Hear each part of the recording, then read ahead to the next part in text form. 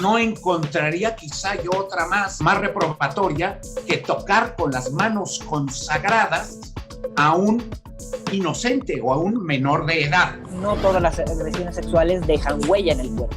O sea, puede haber agresiones sexuales que nada tienen que ver con la penetración, ni tienen nada que ver ni siquiera con el tocamiento. El voto de castidad para lo que está sirviendo ahora en gran parte en la estructura de la Iglesia Católica contemporánea es que se transforma en un refugio de perversos. Le seguían rezando a este pederasta, a este criminal, a este hombre que Juan Pablo II, reitero, nombró ejemplo para la juventud y que en los hechos pues no lo era.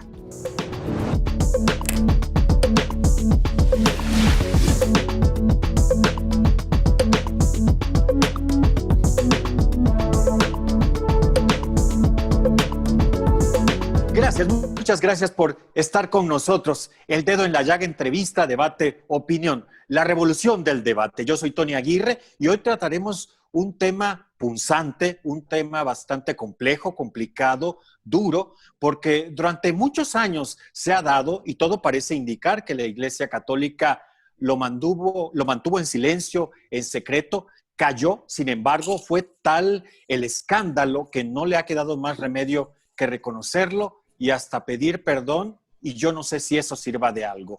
Se trata precisamente del abuso sexual infantil, crímenes de iglesia, y para ello cuento con 3 expertos a quienes les agradezco infinitamente la posibilidad, la oportunidad que le dan a un servidor y a este espacio para arrojar luz sobre este tema tan complejo.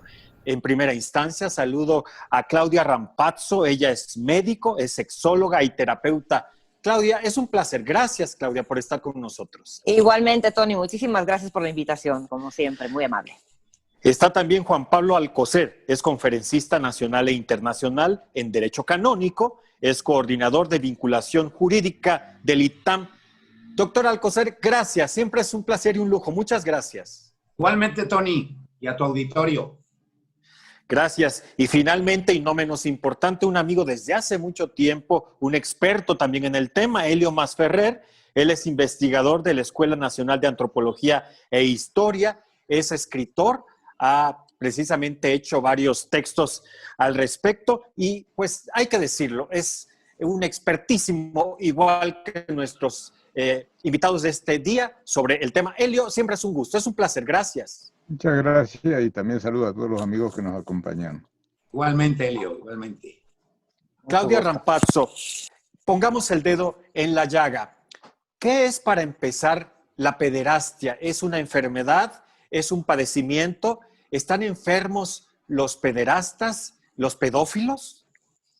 Bien, muy interesante la pregunta y sí vale la pena hacer la diferenciación entre pederastia y pedofilia, Tony, porque son 2 circunstancias diferentes, que también se han estudiado desde el punto de vista psiquiátrico, neurológico, y hay evidencias de que uno es un delito y está asociado, o sea, la pederastia es un delito, está asociado a una conducta antisocial o una estructura de personalidad antisocial o sociopática, y la pedofilia es una parafilia, y como parafilia, digamos que por parafilia definimos toda conducta sexual que no implique la interacción entre 2 personas que estén en igualdad de circunstancia, ¿no? Entonces, la pedofilia, que anteriormente se llamaba perversión sexual, conocemos varias parafilias, ¿no? La urofilia, la coprofilia, la necrofilia, que es el hecho de tener contacto sexual con cadáveres, y la pedofilia, que tiene que ver con el contacto sexual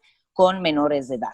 En el caso específico de los pedófilos, se han hecho estudios muy interesantes a nivel neurológico, y lo que se ha visto, tú me preguntabas que si están enfermos, lo que se ha visto es que efectivamente tienen, algunos de ellos, un adelgazamiento a nivel de la masa encefálica, la materia blanca del cerebro está adelgazada, lo cual no es una justificación, pero es un hallazgo interesante que nos indica pues que hay una alteración neurológica en la mayoría de estos sujetos, y la mayoría de estos sujetos además son del sexo masculino y son heterosexuales. Entonces, digamos que las 2 son conductas abusivas, se clasifican como maltrato hacia los infantes, hacia los menores de edad, ¿no?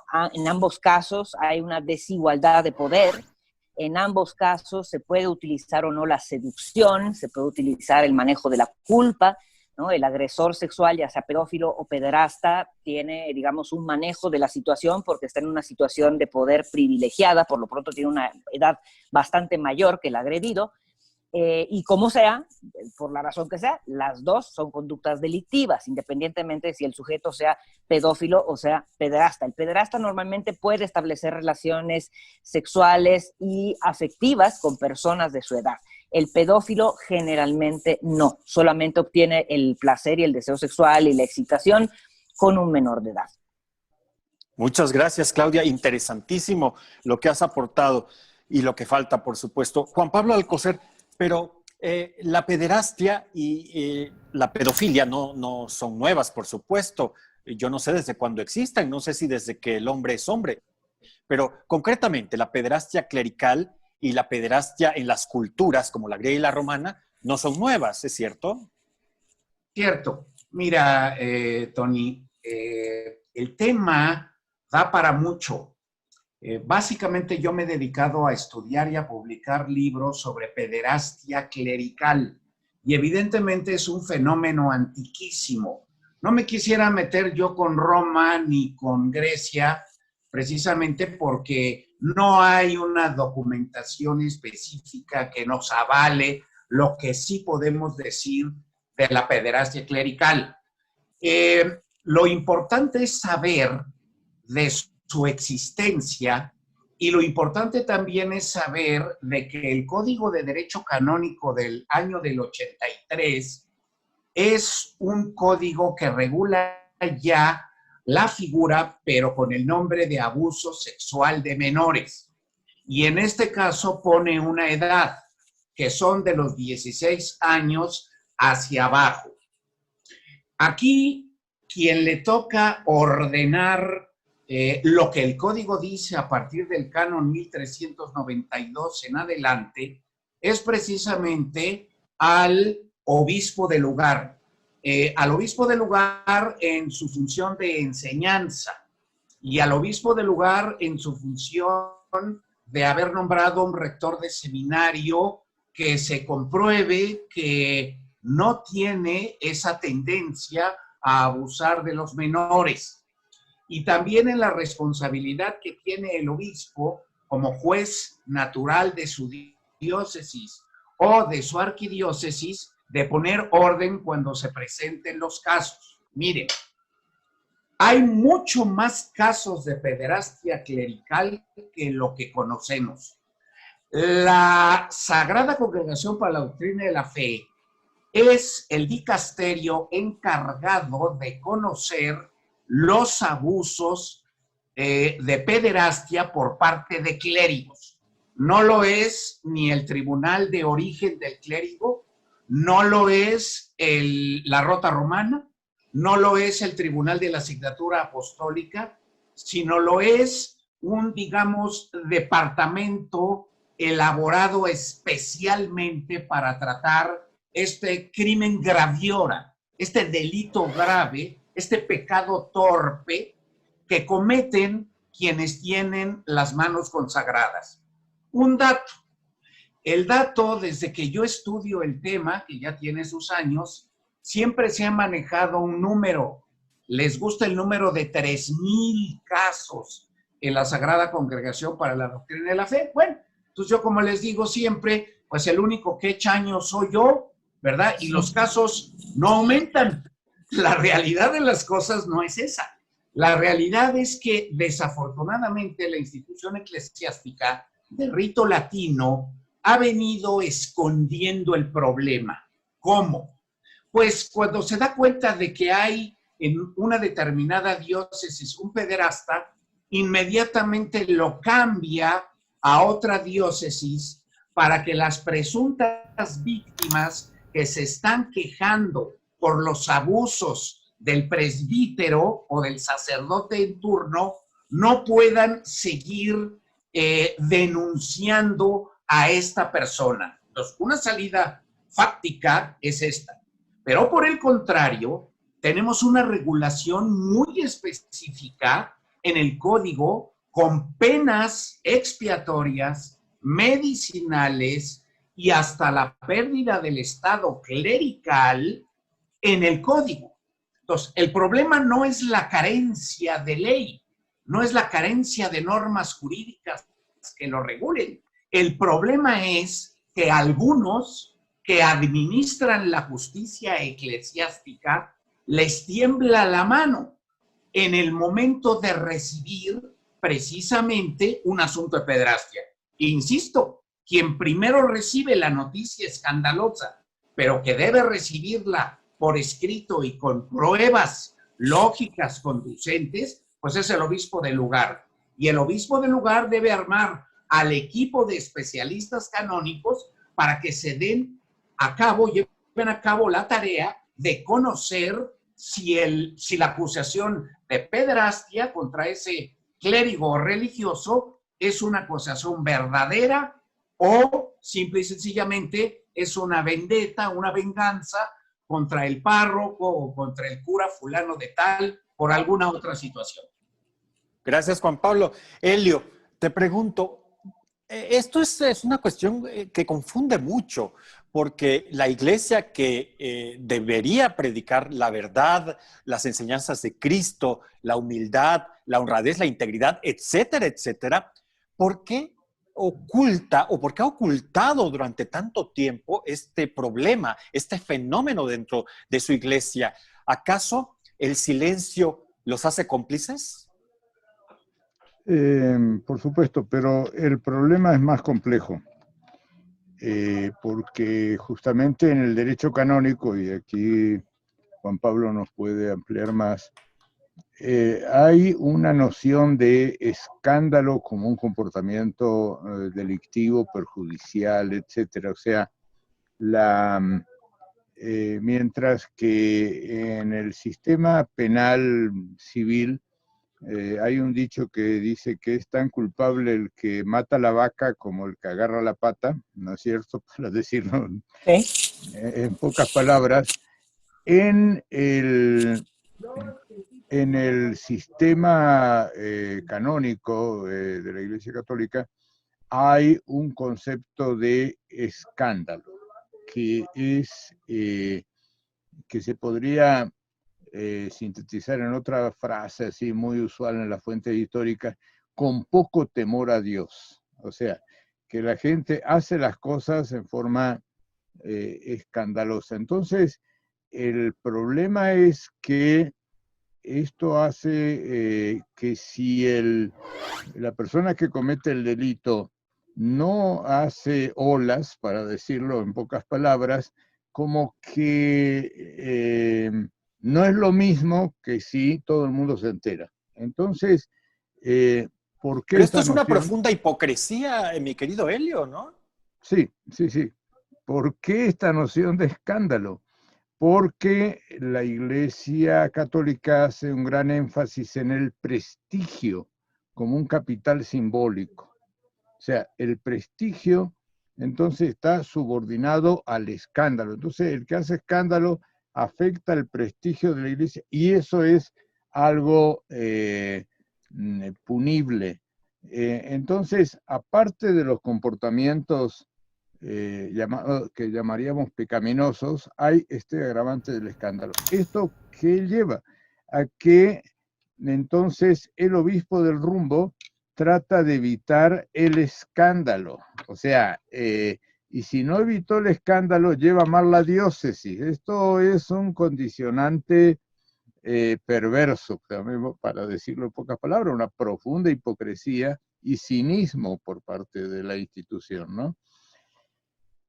Pero esto hay está en castellano, en El Nombre de Dios, un libro que editó Carlos Facio, muy interesante, que analiza este tipo de problemas en la iglesia, es un precursor en la fuente, que cita un decreto, no sé bien, no me acuerdo bien el término técnico, Juan Pablo debe conocerlo mejor, que saca Juan 23.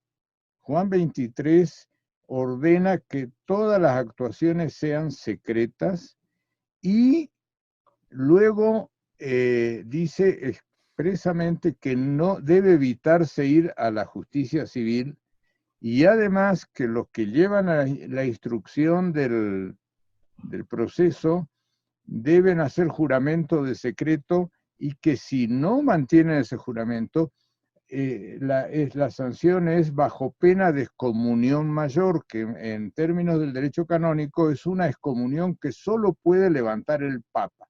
O sea que se condena más al chismoso que al pederasta, ¿sí? O sea, que si la persona no guarda el secreto, en cambio, la sanción es mayor, entonces para el que no guarda el secreto. Porque al pederasta de repente le recetan unas oraciones, un ayuno, etcétera, una serie de medidas reeducativas, llamémosle entre paréntesis.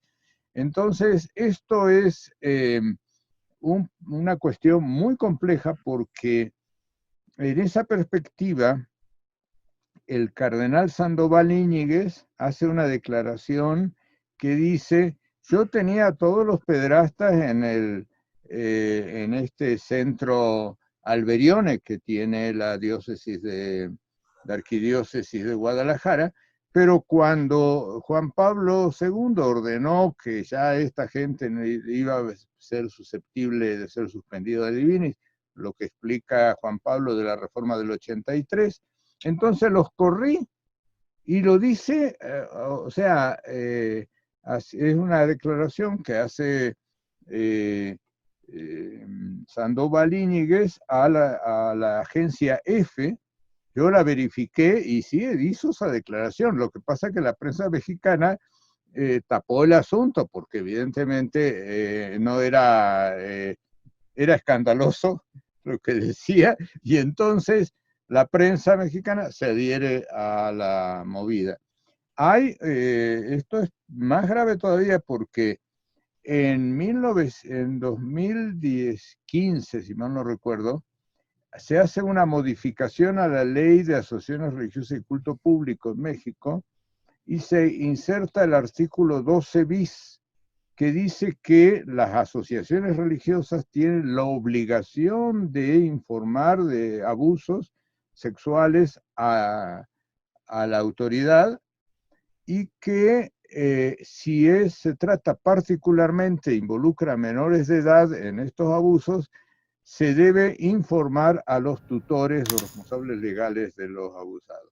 Yo personalmente, cuánta vez me tocó hablar con un director de asuntos religiosos o un subsecretario de gobernación que tiene ese área a su cargo, le pregunté cómo aplicaba el artículo 12 bis, porque es una pregunta muy interesante, y se hicieron que la Virgen le habla, como se dice en términos populares, o sea, se hicieron tontos. Como que no contestaron, como que, etcétera. Pero quienes hemos estudiado esto sabemos perfectamente que en muchos casos la autoridad, no digo la de actual porque no me consta, pero en casos anteriores se utilizó los abusos sexuales, no solo de sacerdotes católicos, de pastores no católicos, ¿ya? Porque esto va parejo, ¿no es cierto? Con una forma de lograr lealtades de este aparato eclesiástico al gobierno en turno, ¿sí? Y entonces tenemos ahora la situación vergonzosa y escandalosa para el sistema jurídico mexicano, que está el apóstol de una importante iglesia no católica en este momento detenido en el estado de California, ¿no es cierto?, en Los Ángeles, con acusaciones de este tipo, ¿no? Cuando en México fue acusado el abuelo y el papá de este personaje, ¿no es cierto? Y ahora aquí había evidentemente señalamientos, nunca hizo nada, ni la justicia, porque la justicia dice que no hay fuero, pero cuando a un ministerio público o algo parecido le dicen que hay un religioso de por medio, dice que lo vea Gobernación, como si Gobernación fuera una instancia judicial ¿no es cierto? Cuando en realidad le toca a ese MP hacer la averiguación, la indagación, etcétera. Entonces, la justicia mexicana no es totalmente violatoria del asunto y no toma las responsabilidades que le tocan, ¿no es cierto? Como si hubiera todavía fuero eclesiástico. Entonces, Yes. esto es la situación, de tal manera que las víctimas están absolutamente desprotegidas, porque en muchas ocasiones, entonces esto se usó como una estrategia de control electoral, ¿no es cierto?, para que se te discipline el líder acusado al gobierno en turno, ¿no? Esto es, y además, evidentemente, las autoridades actuales no tocan mucho el tema porque es evidente que las autoridades eclesiásticas de distinto tono y color lo usan como un mecanismo de negociación con la autoridad política, y la autoridad política les tiene miedo para decir las cosas como son. Gracias. Y para decir las cosas como son, se refiere Elio Masferrer a Nazón Joaquín, este líder de la luz del mundo, acusado de tantas cosas en estos terrenos y que, por cierto, recibió un homenaje en Bellas Artes por parte de las autoridades actuales. En fin, dicen que los engañaron. No fue de las autoridades actuales. Vamos a que les ponernos de vieron la acuerdo. cara. El homenaje en Bellas Artes fue de senadores y diputados de distintos tonos y colores políticos. ¿Ya? Seamos objetivos. La bancada del estado de Jalisco en la Cámara de Diputados, la bancada, los diputados del estado de Jalisco le firmaron un homenaje de todas las tiendas políticas, ¿no? Esto va parejo. Sí. Y tuvimos la oportunidad de ver en ese homenaje a varios ilustres porque las políticos mexicanos. Las autoridades de Bellas Artes no le dejaron hacer el homenaje en Bellas Artes. Cuando les cayó el 20 que le querían hacer un homenaje a este ciudadano, que no sabe todavía ciudadano de dónde es, le dijeron que no lo podían hacer y se fueron a un restaurante a hacerle el homenaje. Pero los diputados del estado de Jalisco le entregaron un pergamino o no sé qué, y ahí habría que ver los nombres de todo eso, que están de todas las tiendas políticas. No nos equivocamos. Qué bárbaro. Nadie se salva. Claudia, yo te pregunto, siempre el abusador es una persona cercana, es un conocido, es un familiar. ¿Qué sucede aquí? ¿El mal emocional es peor para una persona que es abusada, para un niño que es abusado, cuando se trata de alguien en quien cree, en quien se confía, en quien se deposita fe, esperanza y caridad? Claro. Ciertamente lo acabas de decir tú. De los agravantes primordiales para el abuso sexual, digamos, o sea, el agravante primordial para las consecuencias del abuso sexual infantil es que sea una persona cercana, como tú decías, en la cual el niño o la niña deposita su confianza. Por otro lado, mientras mayor sea, digamos, el rango de diferencia de edades, también el perjuicio puede ser peor, o sea, la consecuencia a nivel emocional.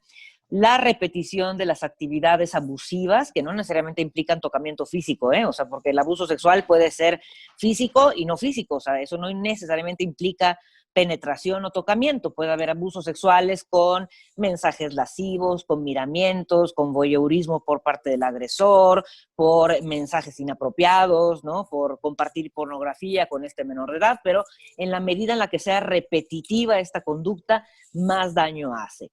Por otro lado, mientras más secreto haya, es decir, mientras el niño o la niña menos confianza tenga de platicárselo con alguien más, al papá, a la mamá, a alguien de confianza, esto agrava el impacto emocional en este niño y en esta niña, ¿no? Entonces, lo ideal sería que pues, hubiera comunicación con algún otro adulto de confianza que pudiera proteger a este menor, ¿no? De la situación que está viviendo. Entonces, paradójicamente, mientras más cercano y más confiable sea para el niño o para la niña el agresor, mayor es el impacto a nivel emocional y, digamos, psicológico. Entonces, son varios los factores, ¿no? Pero efectivamente, como tú decías, la mayoría de los agresores están digamos, en la intimidad de la familia, ¿no? Más allá de lo que imaginaríamos, el hecho de que haya pedofilia o pederastia por parte de los padres biológicos es muy, muy común.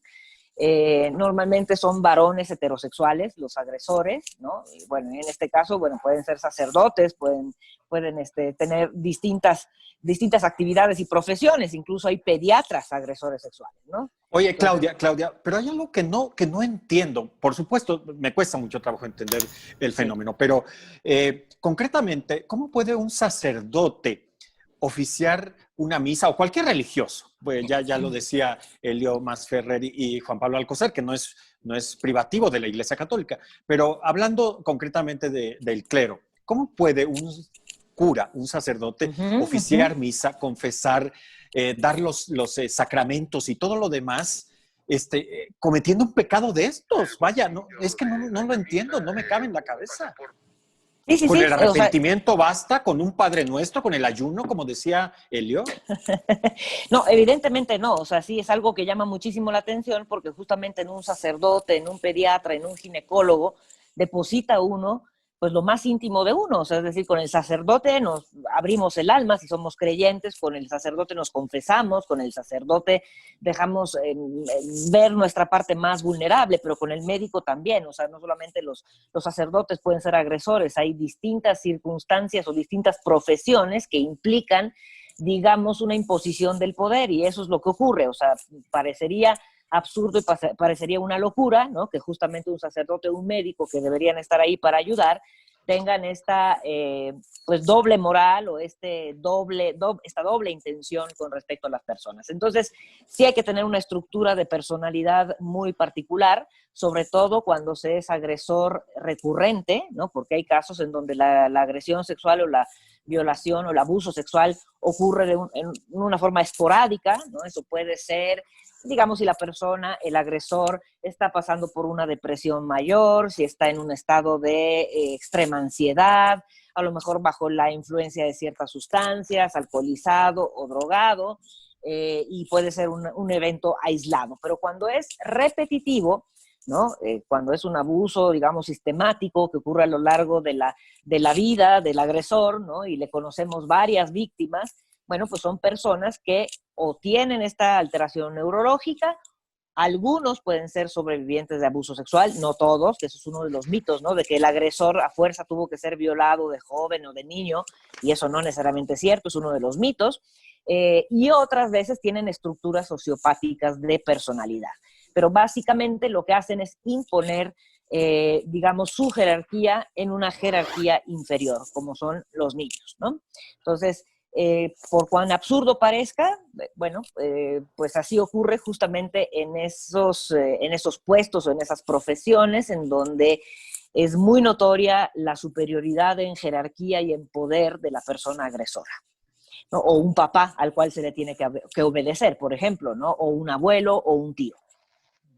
Decías en algún programa que no enviemos a nuestros hijos solos al catecismo. Bueno, yo creo que sería una medida muy prudente. Juan Pablo, estábamos mencionando que no es suficiente ayuno, oración y todo este tipo de cosas, no oficiar misa como castigo, en fin, como pasó con Marcel, ¿no resulta hasta ridículo este tipo de acciones? ¿No? Me parece a mí ofensivo, agresivo, que la Iglesia pretendiera en un momento dado este tipo de castigos a los violadores, Juan Pablo. Me gustó mucho lo que dijo la doctora Rapazo, también lo que dijo Elio, pero yo marcaría 4 grandes ejes a seguir. 1, crimen. 2, pecado. 3, escándalo. 4, cinismo. Me voy al primero. Crimen. ¿Por qué crimen? Porque es un acto consciente de la voluntad del pederasta eclesiástico quebrantar la comunión eclesial que debe de reunirse en una determinada comunidad. Se pone un desorden en los bienes jurídicos protegidos por el derecho canónico, por eso es crimen. Pecado, pues porque evidentemente desde el punto de vista moral es una acción reprobatoria. No encontraría quizá yo otra más reprobatoria que tocar con las manos consagradas a un inocente o a un menor de edad. Cinismo, porque como ya se abrió el tema, la doctora Rampazzo hizo una anotación muy importante, pero yo me salgo de ella. Se dijo de la familia de origen, para no ahondar más, ¿no? La mejor manera de defender a un cura de pederastia es con la familia de origen. Fue tocado, fue violado, le hicieron tal o cual cosa, los tíos, los papás. No, señor. Los futuros sacerdotes tienen una formación filosófica, teológica, antropológica, humana, espiritual en los diversos seminarios. Si ellos no han querido aprender el significado profundo de esta formación, estamos frente a unos criminales, efectivamente. Y por eso el Papa Francisco se ha decantado en un sentido, no al clericalismo, porque clericalismo es abusar precisamente de alguien que está en el escalón de abajo y con una autoridad moral, entre comillas, el abusador que estaría en el escalón de arriba. Pero el clericalismo, que en México es muy usual y que lo utilicemos, simple y sencillamente, estamos entonces colaborando con el cura, porque la gente dice, pues es que invité a cenar o a comer al obispo fulano de tal, y entonces yo de broma les digo, oye, ¿y qué menú le preparaste a Dios hoy en la noche? O la gente llega y pregunta, ¿y cómo amaneció Dios esta mañana? Porque fíjate que te vamos a cambiar de arquidiócesis porque hay una serie de quejas de que tú toqueteas a los menores, fulano, perengano, etc. Y por último, tú hablaste de hipocresía. Me gusta la palabra, porque la hipocresía también es un clericalismo. En México solemos, yo no, tirarle tapete rojo al sacerdote por el hecho de ser sacerdote. No, señor. Si uno viaja a un país, por ejemplo, España, el sacerdote es tratado de la misma manera y con el mismo nivel de dignidad y de educación que un laico. Exactamente igual. Y aquí no. Aquí por el hecho de cargar la sotana, inmediatamente padre por aquí, padre por allá y padre por otros lados.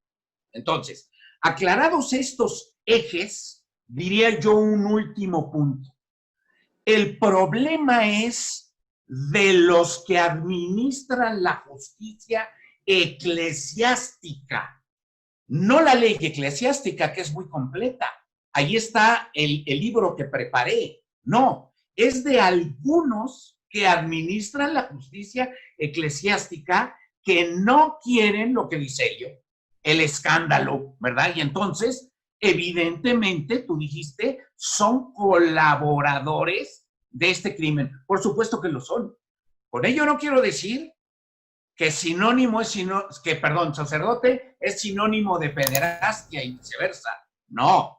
Con ello quiero decir que algunos individuos dentro de la religión católica de rito latino y otras religiones también, sí tienen en su psique esta problemática que debiera ser tratada desde antes de ordenarse sacerdotes para no echarse la vida a perder ellos mismos y no echarle la vida a perder a una familia que le confió al chamaco catecismo, confesión, comunión. Y al chamaco mismo, porque Exacto. el chamaco mismo, porque son tremendos el daño emocional Totalmente, la doctora se les Rampazzo lo ha ocasiona. dicho. Y una última cosa, no salir también con la inútil y torpe defensa de que al muchachito le gustó. Porque con eso yo he leído demandas y denuncias eclesiásticas de que al muchachito le gustó. Perdón. O que el muchachito, Juan Pablo, o que el muchachito provocó al clérigo. O provocó. Claro. Imagínate un chamaco de 7 años que sale de jugar fútbol, se meten a la regadera con el profesor y el muchachito provocó, ¿verdad?, al grandulón aquel que es el profesor de educación física. Entonces, claro, estos puntos sí tenemos que perfilarlos muy bien. Y una última cosa, yo ya estoy preparando otro libro con un par de penalistas, colegas míos, para que no únicamente, y tú lo dijiste, que nada más eso se queda así, para que no únicamente se apliquen las sanciones canónico-penales de este último libro que publiqué, sino que se den facultades al Ministerio Público, para que se pueda levantar la denuncia correspondiente ante él y el Ministerio Público con esas facultades actúe en contra del pederasta. Esto sucede en países como Estados Unidos. En México, bueno, pareciera esto un imposible, pero no les quiero quitar también tiempo a mis colegas. Para eso son mis opiniones. Sí. Gracias, bueno, interesantísimo. Extraordinario. Elio, quizá el símbolo de este problema, de este fenómeno, es el caso Maciel. No me dejarás mentir, pero yo hasta donde he sabido y he leído, el caso Maciel fue denunciado desde aquellos años, desde prácticamente que comenzó. El Papa en turno, creo y quiero suponer que lo supo. ¿Por qué no se hizo nada? ¿Por qué incluso Juan Pablo II lo nombró ejemplo para la juventud, que me pareció algo verdaderamente hasta agresivo y ofensivo? Elio.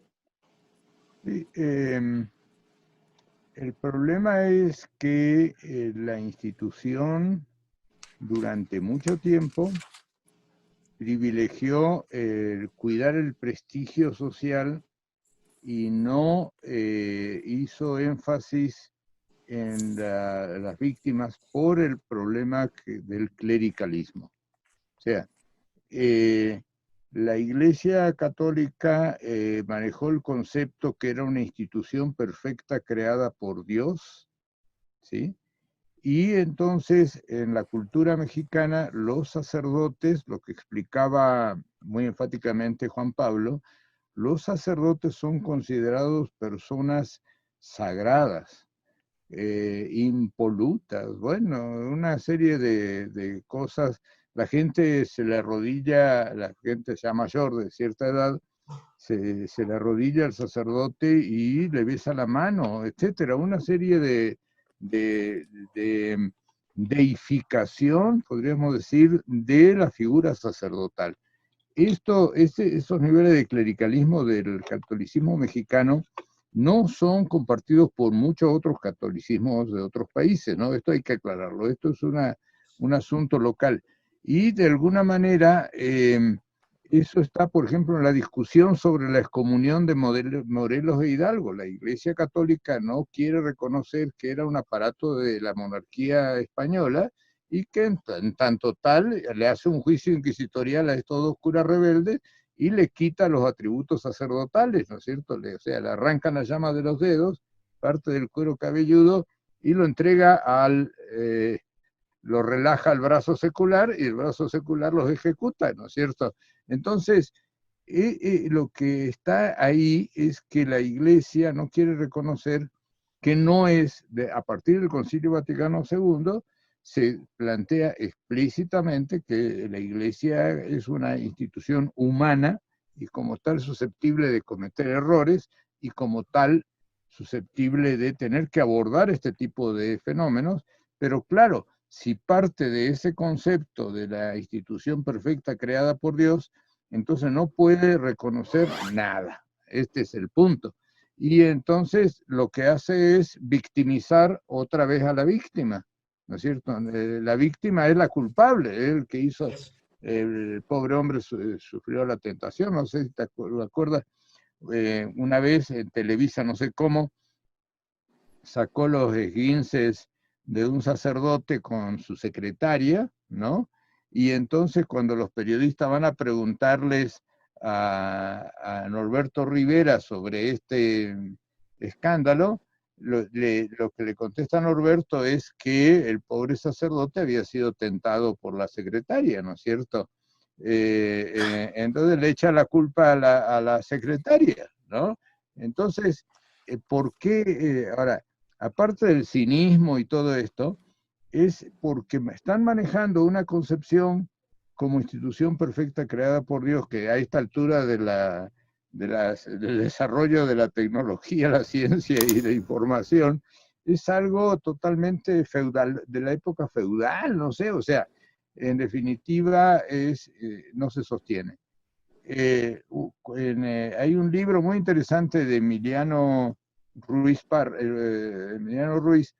que se llama Ovejas Negras de la Iglesia Católica, y ahí un sacerdote que hace en medio de una misa, hace como una asamblea y dice, yo tengo esta compañera, dice el sacerdote, de Oaxaca, ¿ustedes aprueban o no que yo viva con la compañera? Porque además todo el mundo ya sabía que era su compañera, ¿no es cierto? Y los feligreses a mano alzada aprueban que siga el cura con su compañera y todos felices. Entonces el obispo lo corre y lo manda a la casa Alberione. Y entonces cuenta ahí Emiliano que en la casa Alberione a él por concubinario le tenían prohibido dar la comunión, pero lo que le daban la comunión eran los pederastas que estaban en la casa Alberione, eso sí podían celebrar misa y darle la comunión.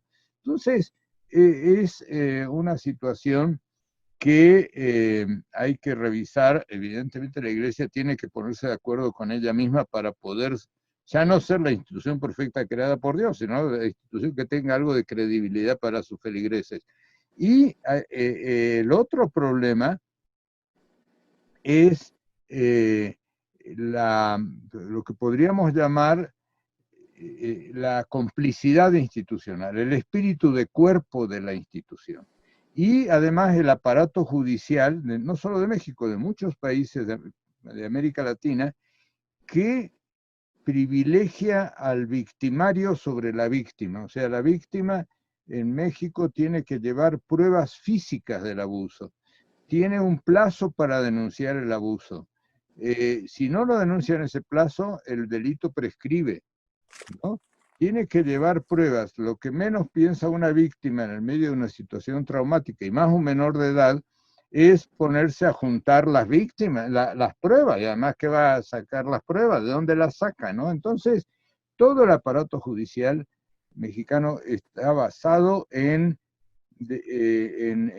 obligar a la víctima el cargo de la prueba, mientras que el common law, el sistema jurídico de los Estados Unidos y los países anglosajones, hacen énfasis en la víctima, en el derecho del pueblo, y entonces, por ejemplo, son válidos los diagnósticos psicológicos, que en México no te lo toman en cuenta como prueba. Por ejemplo, gracias, eso Elio. Juan Pablo lo sabe mejor que yo. Quiero pasar con Claudia, porque han dicho algo muy importante en torno a la revictimización de la víctima, valga la redundancia. ¿Cómo afecta, Claudia? Porque por proteger a la Iglesia y porque no se haga el escándalo, como ya han mencionado los doctores, pues sí, se revictimiza a la persona, al niño, a la niña, y luego finalmente, pues esto es un caldo de cultivo, esto es terrible. Hay mucha gente y muchas personas que se han suicidado por este problema. Así es, y como efectivamente se vuelve a revictimizar en muchas de las instituciones encargadas, pues, digamos, de darle seguimiento legal a estos crímenes, porque finalmente son unos crímenes, pero en el trayecto, en la búsqueda de pruebas, en el interrogatorio, ¿no? En la actitud que pueden utilizar a veces los peritos encargados de obtener la información, pues se puede revictimizar al niño. Evidentemente, un niño abusado sexualmente, bueno, pues no necesariamente verbaliza lo que siente, ni necesariamente lo sabe explicar a través de las palabras, razón por la cual, bueno, pues hay que también tener la habilidad como especialista de obtener información a través de metodologías indirectas, que no necesariamente tienen que ver con recrear a nivel verbal o pedirle que nos explique como si fuera una película lo que ocurrió, sino de manera indirecta con juegos, digamos, con ciertas dinámicas que se pueden llevar a cabo en el consultorio o en la oficina. Digo, para eso hay especialistas en paidopsiquiatría y especialistas en psicología infantil que logran obtener sin revictimizar al niño la información. Entonces, digamos, el sistema desde el punto de vista legal, creo que si bien se han hecho bastantes esfuerzos como para no incurrir en esta revictimización, ¿no?, de niños y de niñas o de jóvenes que han sido víctimas de abuso sexual, la verdad es que en términos generales no se logra demasiado bien, porque además, como te decía, no todas las agresiones sexuales dejan huella en el cuerpo. O sea, puede haber agresiones sexuales que nada tienen que ver con la penetración, ni tienen nada que ver ni siquiera con el tocamiento. O sea, se considera un abuso sexual cualquier circunstancia en donde el agresor impone, como te decía, su poder para interactuar a nivel erótico y sexual de una manera inadecuada o inapropiada para la edad mental, ¿no?, de este niño o de esta niña, y que lo haga sentir incómodo y lo haga sentir, digamos, vulnerado. Entonces, no necesitamos revisar los genitales necesariamente para corroborar que hubo una agresión sexual. O sea, de hecho, muchos agresores utilizan la seducción como parte de esa misma agresión, y la agresión consiste en mostrarse desnudos y excitados ante el niño sin siquiera tocarlo. Entonces, digamos que estos eventos, al ser relatados o al ser interrogados por alguien que se encargue de la investigación, pues evidentemente en algunos casos, si no se hace con delicadeza, pues puede incurrir en una revictimización, ¿no? O sea, en esta exigencia de que el niño o la niña relate tal cual como fue el abuso. De hecho, digo, quienes nos dedicamos a la psicoterapia sexual, ni siquiera hacemos demasiado énfasis, ¿no?, en la descripción del evento, justamente para no volver a victimizar y no evocar nuevamente pensamientos que de alguna manera ya han sido procesados. O sea, no se necesita relatarle a un terapeuta o a un abogado tal cual como ocurrieron los hechos necesariamente para que quede claro cómo fueron, pues. Entonces, hay pruebas indirectas, insisto, que a veces las autoridades saben implementar y otras veces no saben implementar, y entonces, al no existir un daño físico, al no existir una ¿no?, presencia de semen, digamos, a nivel vaginal o a nivel anorectal, bueno, pues se ha descartado el abuso, ¿no?, como minimizando todo el resto de abusos que pueden existir, ¿no? Gracias, Claudia. Doctor Alcocer, mi siguiente pregunta: ¿cuál es la responsabilidad del Papa en turno? ¿Qué tiene que ver el papel de un sumo pontífice en esta situación? Y también te pregunto, ¿fue una de las razones por las cuales dimitió Benedicto XVI la pederastia clerical cuando se dispararon las acusaciones y el escándalo por todo el mundo? Mira, de lo que yo he estudiado a fondo y de lo que se sabe, el Papa, la responsabilidad es el nombramiento del obispo del lugar y el nombramiento del arzobispo en sus correspondientes diócesis y arquidiócesis. Si del Papa se le presenta una terna y el Papa escoge quién de las tres personas es la idónea para ser el obispo y, por supuesto, el juez natural de su arquidiócesis o de su diócesis. Primer paso. En segundo lugar, la responsabilidad del Papa la tiene cuando hay casos muy sonados. Volvemos al escándalo. El Papa en sí mismo no toma para él determinadas causas que se le ocurren, sino que toma para él casos significativos y emblemáticos. Por ejemplo, tú mencionabas a Maciel. Bueno, nada más te abro un paréntesis. Maciel, desde el año del 53 al 56, con el Papa Pío XII, fue debidamente investigado con los métodos y con la gente de ese entonces. Yo desconozco las razones, nunca las he encontrado, por las cuales, entre comillas, se le perdonó y pudo volver a ejercer su ministerio hasta que en el año de 1980, por ahí, vuelve a estallar la bomba, pero ahora de una manera mucho más potente, porque ahora se tienen mayor número de testimonios de todo lo que este hombre hacía en contra del sexto mandamiento del Decálogo.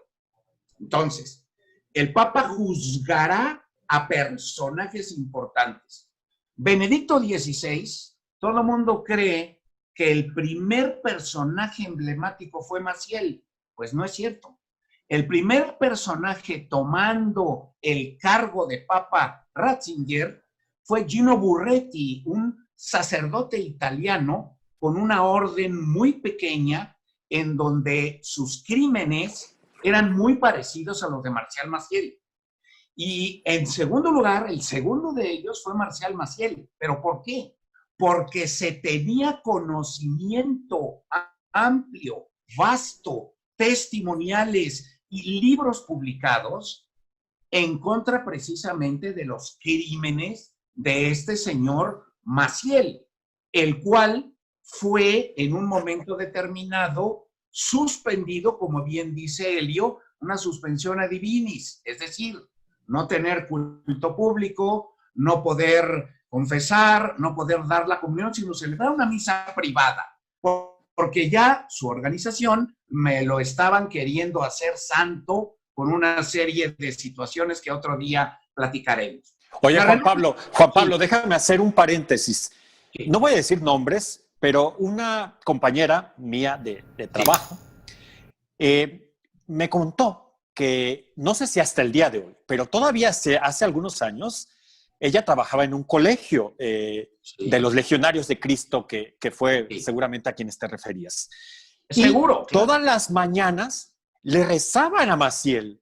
Hay una oración, no sé en qué sentido ni cuál es, pero todas las mañanas, invariablemente, le seguían rezando a este pederasta, a este criminal, a este hombre que Juan Pablo II, reitero, nombró ejemplo para la juventud y que en los hechos, pues no lo era. Bueno, vamos por partes. No conozco la oración. Mira que ahora me voy a dar a la tarea de investigar este punto. No conozco la oración, pero lo que no dudo es que verdaderamente sí le rezaban, porque lo empezaron a tomar como una figura que no se podía tocar. Y entonces al ponerle el mote de nuestro padre por aquí, por allá, y dijo, e hizo, y construyó, y etcétera. Entonces, estaban empezando a querer lavar cualquier situación con punto negro, ¿verdad? Para que cuando llegara el momento de su fallecimiento, iniciar la causa de santificación, ¿verdad? Y hacerlo venerable, hacerlo beato y hacerlo santo. Afortunadamente, Ratzinger sabía de todos sus crímenes y de lo que se sabe, en esto no puedo meter las manos al fuego, de lo que se sabe es que Ratzinger informaba a Juan Pablo II de esta situación. Lo que no sabemos, y hay muchas hipótesis, es por qué Juan Pablo II no tomó una serie de medidas que el Código de Derecho Canónico le daba como pontífice, él mismo como legislador, no tomó una serie de medidas en contra de este multicriminal. No lo sabemos. Algunos dicen que se confesó Maciel con él y entonces ató de manos a Juan Pablo II para que no pudiera decir nada. Otros dicen que era tan buen actor Maciel que engañó al Papa Juan Pablo II y dijo que eran puras mentiras lo que se decía de él, etc. Lo que sí es un hecho y que sucedió en Roma en una ocasión en la que tuve el privilegio de viajar, es que el Papa Benedicto XVI juntó de manera privada en Castel Gandolfo, la residencia veraniega de los pontífices, al al cardenal de Austria y al cardenal Sodano. Sodano, defensor a ultranza de Maciel, por una razón, hombre. Su sobrino era el arquitecto de los Legionarios de Cristo. Entonces había que darle chamba. Pero el cardenal Schönborn, ya me acordé, de Viena, él era absolutamente antimacielista. Y el resultado de estas conversaciones, que debieron de haber tenido su rigidez, su peso y su duración, no las conocemos, desafortunadamente. Ahora, volvemos al clericalismo. Es decir, mientras nosotros no apliquemos o pidamos que se aplique el derecho, todo se quedará en libros poéticos. Mientras exijamos la aplicación del derecho canónico tal como viene, porque está bien hecho, con sus normas, y convenzamos con las pruebas legítimas a los obispos de castigar a sus pederastas, habremos dado un gran paso. De ahí que esté trabajando yo ahorita el tema penal canónico, y después lo voy a trabajar también en todo lo relativo al daño moral que se le hace al menor y a la familia del menor, de conformidad con el artículo 19-16 del Código Civil Federal. Es decir, estoy en una cruzada, por así decirlo, Tony, de que quien quiere intelectualmente y por escrito describir con pruebas en la mano, que también se deben de publicar, yo estoy a sus órdenes, que se vengan a mi despacho y trabajamos junto con la espada de Merlín, que no me ha dicho nada Helio hoy en la tarde y que evidentemente está colgada siempre aquí en mi despacho. Pero lo que sí podemos concluir es un crimen graviora, y que los mismos sacerdotes se han escondido, o los ha escondido su superior, para que no se les aplique la ley de la Iglesia. Gracias, Helio. Gracias, Claudia. Gracias, Juan Pablo. Gracias. Y has dicho algo muy cierto, Helio. Yo sé que este programa va a causar escozor. Yo sé que este programa a mucha gente no le va a gustar, pero aquí no estamos a favor ni en contra de nadie. Aquí están las cosas como son, con 3 expertos de primerísimo orden, de primerísimo nivel, y ellos saben lo que están diciendo. Yo soy Tony Aguirre. Esto fue El Dedo en la Llaga, la revolución del debate. Hasta la próxima.